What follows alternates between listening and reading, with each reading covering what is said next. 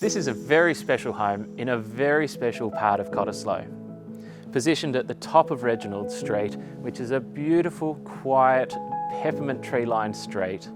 And you're only a short stroll down the street to one of the best swimming beaches in Cottesloe, and the other way, you're right down in the Cottesloe village. This is my favourite part of the home here, this northern courtyard drenched in this beautiful natural light. The design here is incredibly well thought out. We've got this beautiful open plan living that flows out to the courtyard.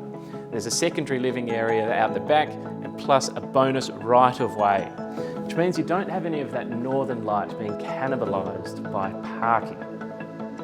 The home's on a 390 square metre block, which is a good land holding for South Cottesloe. Upstairs there is plenty of room with 3 or 4 really good sized bedrooms, all with great light. This is easy living in one of Cottesloe's best streets. Its walk-in, walk-out style means you'll be living the Cottesloe lifestyle forever.